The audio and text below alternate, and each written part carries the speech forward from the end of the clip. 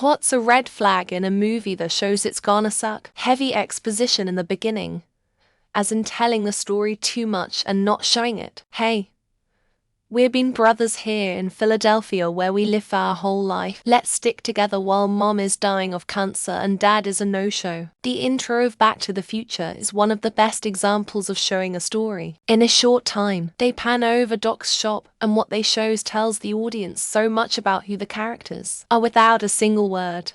No famous actors is a bad sign 90 of the time, as in, it touts some rondo from Melrose Place or Days of Our Lives as the headliner. Not that famous actors are a sign of a good film, mind you. That lacking the budget to hire any is usually a bad sign. Think Debbie Gibson in Mega Shark vs. Giant Octopus, or Ian Ziering in Sharknado. Those might be bad examples though because they're so stupidly bad they are awesome in a way. But you get the idea. Too many writers credited. When you see writing credits with an ampersand between the names, it means those people worked together to write it. When it's the word and between names, it means they both worked on the script, but separately, often because the second person was brought in to fix up the script. But when you see both and more than two names, it implies the script was a real shit show, and they needed a lot of help to polish it. When the review quotes in commercials are from Twitter or very small media outlets on a studio movie, means every real reviewer shat on the movie in a screening. XTOB. The next major red flag. Allow critics to pre-screen it. Means the studio knows it's a steaming pile and wants to trick as many normies into seeing it opening weekend as possible to make some money before the word gets out.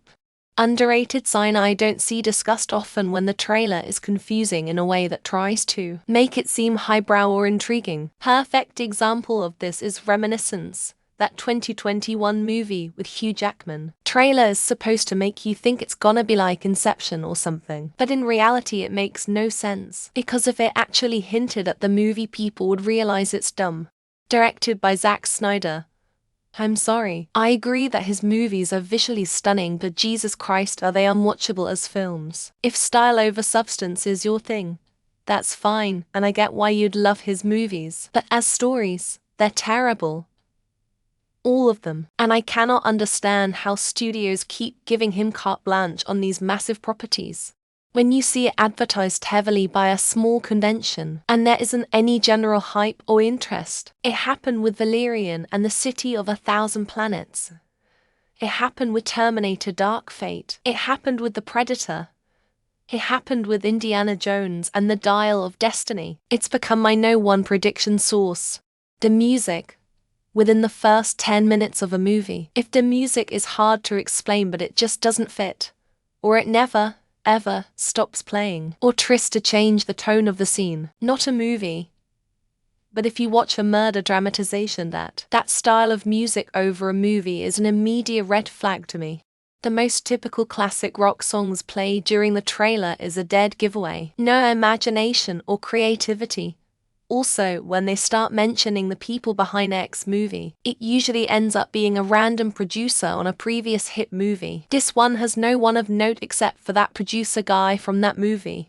If the trailer audibly and unironically says, "This Christmas," nope, not seeing that pile of trash. They just want butts in the seats on the night of Christmas, something I've always thought was a strange tradition, and the film's going to be a pile of hot garbage. When the protagonist's kid, close relative or pet die in the opening 15 minutes as a cheap way to get the audience to sympathize with an otherwise unlikable, unremarkable character. It's not always the case, mind you, but some movies really exploit this. A child is one of the main characters, while the setting takes place in a situation or environment children wouldn't be seen in. The whole movie will revolve around saving them because they make poor decisions that result in a bunch of side characters' deaths.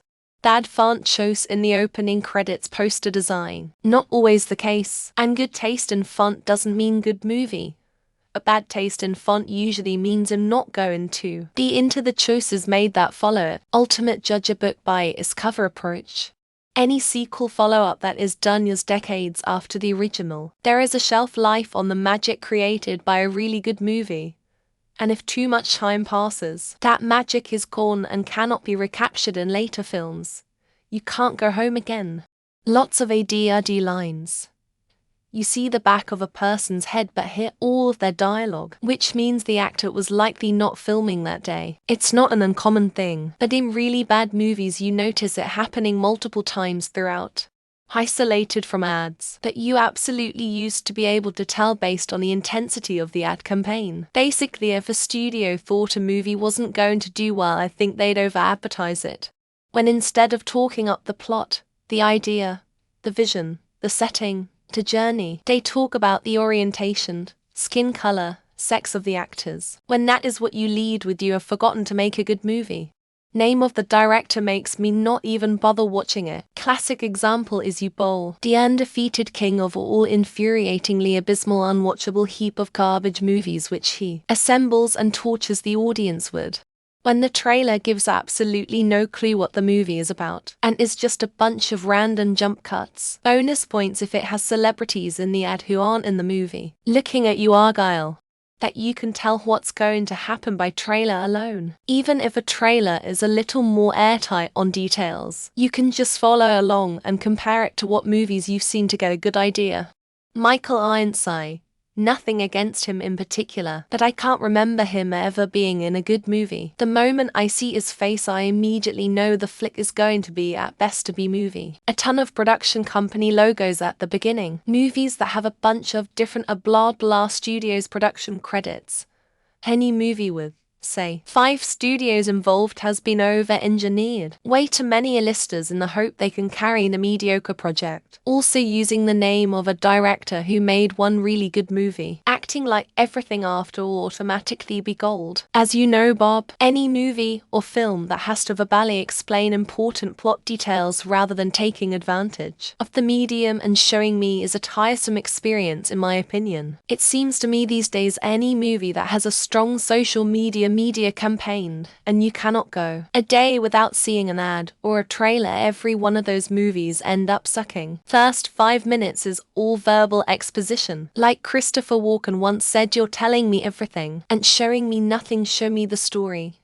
Use the tools of cinema FFS. When you listen an interview with the director, producer, main actor, and they use words like diversity, inclusion, representation, and modern audiences, then I know I'd pass. To me, every time I see a middle-aged woman with 1 child, this woman is legit the same character in every movie she appears in, and it never once made the story better to me. When you can tell from the preview that the movie is going to sell you an interesting social message. Pollution is bad. Lying to people for personal gain is not nice. It has an ensemble cast with one of every possible gender, sexual identity, race, and ethnicity represented. In other words, it's not diversity, but forced diversity. Written by Damon Lindelof, the guy writes the same mystery box in everything he does because he can't get over his fear of death and thinks it makes him special. Usually, the more studio logos you see at the start of the movie, the worse it's going to be. Also, if it's only available on an obscure streaming platform only, when their main advertising focus is diversity.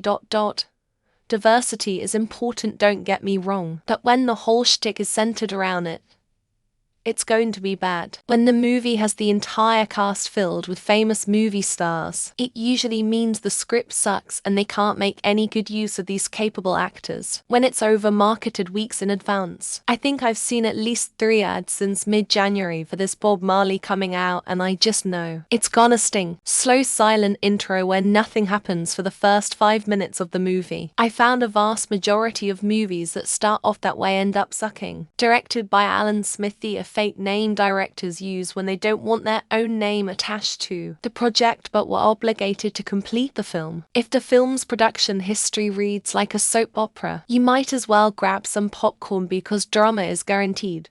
Just not the kind you paid for. When the marketing, interviews, and PR stuff focuses on how diverse and for modern audiences the movie is, instead of what the actual movie is about. When 2 or more characters are talking and there is camera cut every few seconds or so, it looks like actors cannot act consistently for a minute or 2. Not always. But when a movie is hyped up on its all-star cast alone, cramming a bunch of A-listers into a film doesn't automatically make it great. The full trailer came out nearly a year before the movie was released, or conversely, no advertising was done for the movie until weeks before release. Usually a January or February release date is enough, or when the movie isn't released to the critics until the day before its general release date. Bad cinematography. No matter how good the story or the script is, if they can't deliver the story to the audience, it sure will have a bad rating. A big named actor featured on the promotional material, but is credited in the N category. Think most of Bruce Willis's last movies, listing all the cast and contributors, music, wardrobe, effects artist, etc. in the beginning. Also having various production companies. If J.J. Abrams directs a movie from a popular franchise, you know the ones I mean, it is not only going to suck, but it will piss me off. A really long series of idents before the movie starts from obscure companies set up solely to reap movie industry tax benefits. Panning shot of a generic high-tech science lab. Voiceover, they say the average person uses only 10 of their brain. Terrible jokes in the trailer. If the joke doesn't at least get a quick puff of air out my nose, I won't even consider it. Back in the days of VHS, it was when the movie you were about to watch was one of the movies in previews before that movie started. If it starts halfway through the plot, then has a 2 weeks earlier to show how the character got themselves into that predicament, when all the hype surrounding it is more about what politically correct diversity boxes it checks than about the movie itself. Kevin Hart is in it. Sarah Jessica Parker is in it. If I can predict what's gonna happen next, if there's LGHD TV elements in it,